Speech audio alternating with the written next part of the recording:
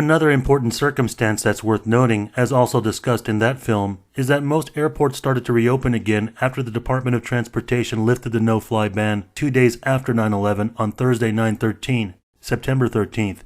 And besides Reagan National Airport in Washington, D.C., which remained closed the longest, for 2 weeks, due to the proximity of all the neighboring high-risk targets, Boston Logan reopened on Saturday, September 15, taking the second longest to open out of all airports. But like New York area airports on 9/13, Logan was met with complications trying to reopen.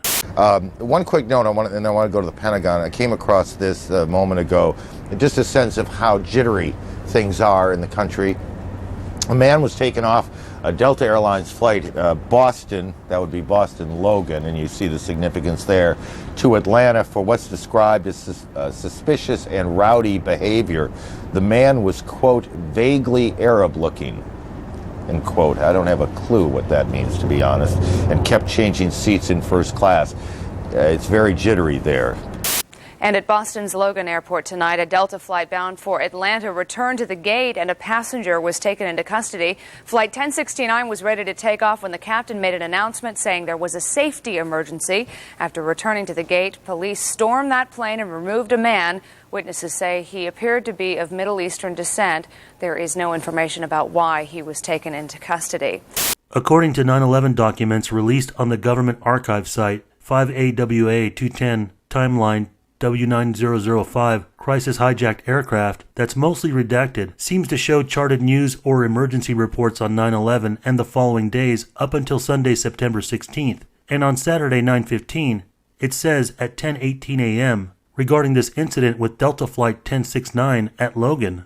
Boston, questionable passenger on Delta 1069, paid ticket with cash, moved to several different seats, suspect removed from aircraft, luggage removed also. Suspects cleared by Mass SP, which likely stands for Massachusetts State Police. And it also says at 11:40 a.m., Boston, TWA 192 on ground with questionable suspect on board. Aircraft met with Mass SP and FBI. But scrolling down after, on page 21, looking into sections with the official 9/11 flights, it states a Delta flight with no number or date, only that it was departing Boston to LAX.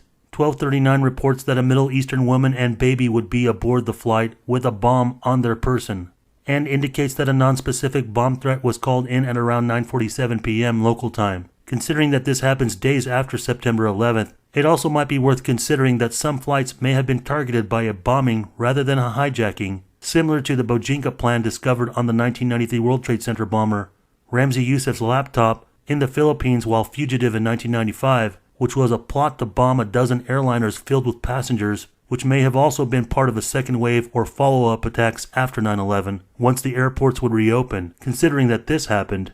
But more importantly, this realization so far in what we've presented in this film, inferring a wider scale of attacks just coming out of Boston Logan on September 11th alone, should also raise questions as to what the intended targets were for the other 3 airliners had they succeeded in becoming hijacked, separate from Flights 11 and 175. Because other than the city of Boston being a potential target during or after 9/11, which was also thought after the initial crisis, with likely insiders privy to at least 3 additional or possibly targeted flights, as aforementioned on September 11th, like Delta 1989, were all continental routes to arrive in California, as were the 2 official 9/11 flights that struck the Twin Towers. And even without viewing or the hint of 9/11 Bojinka Maximum untold hijacking attempts of September 11th and 13th, just from what we've independently covered on Logan, the question should then be considered as to what were the other worthy landmarks in New York for additional planes to strike, like the Empire State and UN buildings, or maybe to strike the Twin Towers again while they were still standing.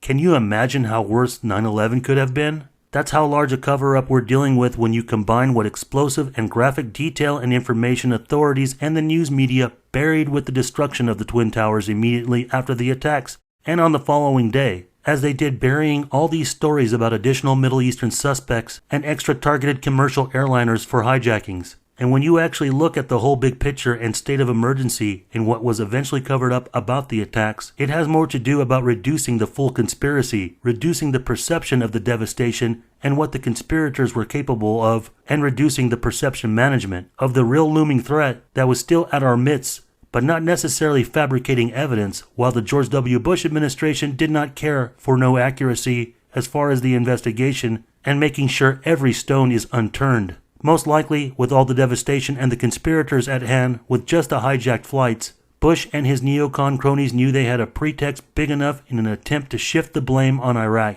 which failed, just like the subsequent useless targeting of the Taliban in Afghanistan, with lesser